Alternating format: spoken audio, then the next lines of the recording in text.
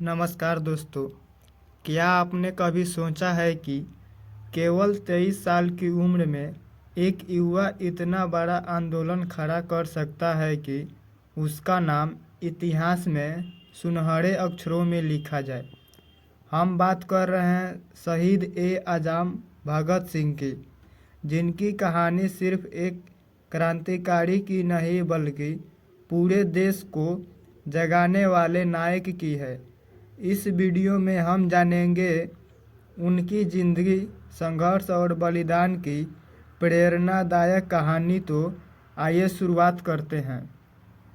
भगत सिंह का जन्म 28 सितंबर 1907 को पंजाब के बंगा गांव में हुआ था।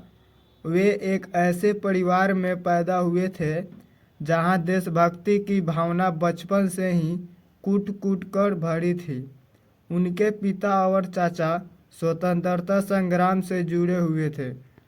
जलियांवाला बाग हत्याकांड 13 अप्रैल 1919 के बाद जब भगत सिंह मात्र 12 साल के थे, वे उस स्थान पर गए और वहां की मिट्टी को अपने हाथों से भर लिया।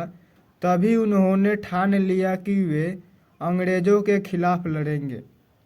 भगत सिंह ने लाहौर के नेशनल कॉलेज में पढ़ाई की, लेकिन उनका असली झुकाव क्रांतिकारी गतिविधियों की ओर था।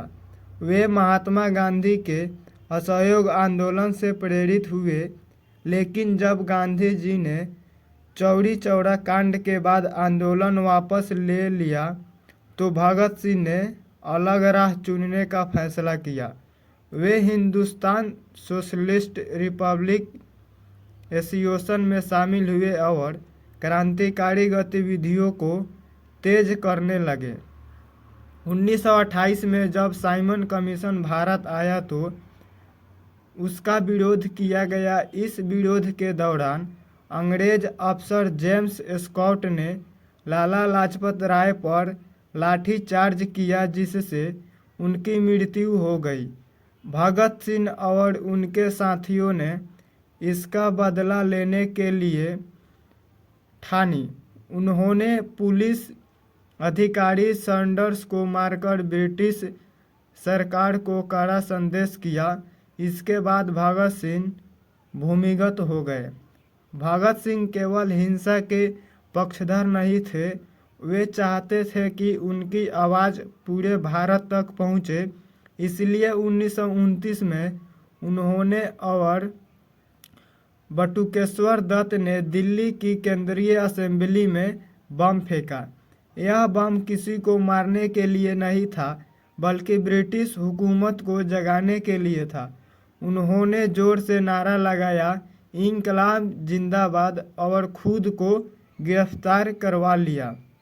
भगत सिंह जेल में भी क्रांति की अलख जगाते रहे और वे कार्ल मार्क्स और लेनिन जैसी किताबें पढ़ते थे और समाजवाद को समझाते थे। उन्होंने ब्रिटिश जेल में भारतीय कैदियों के साथ हो रहे भेदभाव के खिलाफ भूख हड़ताल की, जो 116 दिन तक चली। उनका मानना था कि क्रांति केवल सत्ता परिवर्तन के लिए नहीं बल्कि समाज में बदलाव लाने के लिए होनी चाहिए।